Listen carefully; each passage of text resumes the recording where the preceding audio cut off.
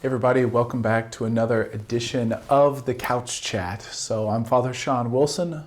You probably know that, but I'm here in a different place. You might notice this bright orange wall behind me, maybe a bit different lighting.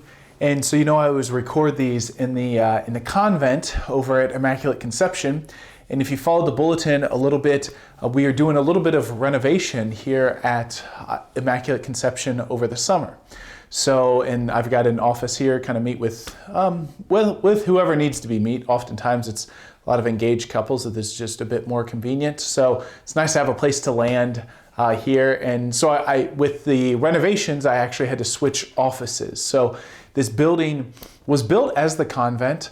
And after that, after the religious sisters moved out, it was a couple different things. At one point, it was a doctor's office, and then the doctor, I believe, lived upstairs. And then at one point, this was two different rental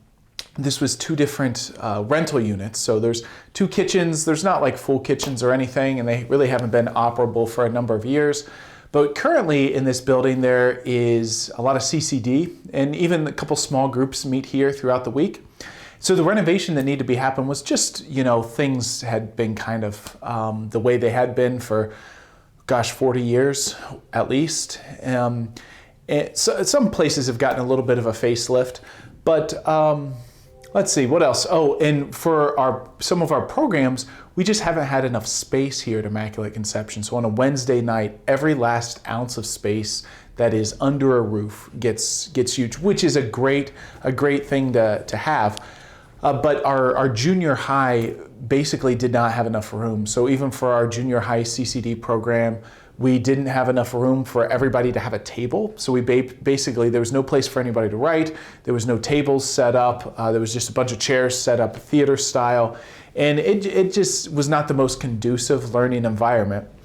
So upstairs there is basically there's a couple rooms that were used, and they were kind of partitioned off into small rooms, and there was a full bath upstairs. We don't need a full bath in here anymore. And so basically right now they're opening that up, some of the walls. And then also downstairs, there's kind of three offices right in a row, or three rooms that are about office size. And we're basically going to open up between two of them so we have room for hopefully to have the catechesis of the Good Shepherd. Maybe you've heard of that, but it's a great catechetical program for younger children. We're talking starting as early as 3 and 4 years old. So that's kind of the movement that's happening here at Immaculate Conception, and the reason there's this orange wall. Probably at some point I'll probably repaint this orange wall, but yeah, it's exciting to have this happen. And I don't know if you read in the bulletin, kind of the story is we knew we needed more room for CCD, especially the junior high. We knew we wanted to do this catechesis of the Good Shepherd program. And so it was kind of like but where? We're kind of out of space. And then we looked at this building and thought, okay, we could open things up a little bit. There's somebody on our Buildings and Grounds Committee that we kind of walked through, and the committee kind of took a look at things, and one of them kind of gave a construction company in town gave an estimate and said it would cost $50,000. I'm like, is this the best way to use $50,000? Kind of take it to prayer, kind of like, we've got some money in savings. Is this what we do? And then about 3-4 weeks after that, maybe it's 2 weeks, I don't know, a couple weeks, got a letter in the mail from a lawyer to say this individual in Florida died and has willed $50,000 to all of these Catholic parishes, including Immaculate Conception and Botkins. Now, a lot of the parishes were in Dayton, some were in Florida. Didn't do too much digging as to what the connection was. Read his obituary, definitely prayed for this individual who passed. But we get to reap the benefits of his generosity. And so since this project estimated to cost $50,000, and that's how much was given, was like, I guess this is what we're going to do with this money. And this is kind of the Lord's answer to just say, don't worry about it. I got this. And that's a really good lesson. Because we think about the great ownership, and it's a good thing to take ownership in our parishes, to say we take great pride in them. But ultimately, this is the Lord's.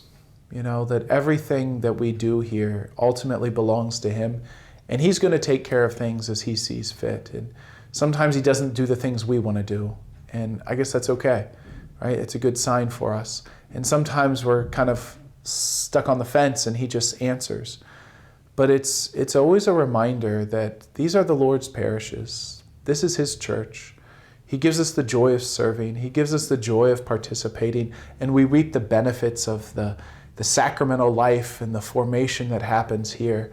But ultimately, this is all his. And it's always nice to get good reminders of that, where at some points the Lord just kind of drops a little flower in our lap to say, hey, I got this. And so maybe we just thank God, even though we got this kind of orange wall. I don't know what it's doing to distort your view, but the Lord is so good and so kind, and he shows up in so many ways. So, if you think of it, maybe just saying our Father in thanksgiving for all that our Lord does. I mean, we're just so grateful to get to serve him, to get to be part of these parishes. All of us are incredibly blessed. So another edition of the Couch Chat. So good things happening. The Lord's being kinder to us than we ever deserve. And that's just the way he is. He's just always so good.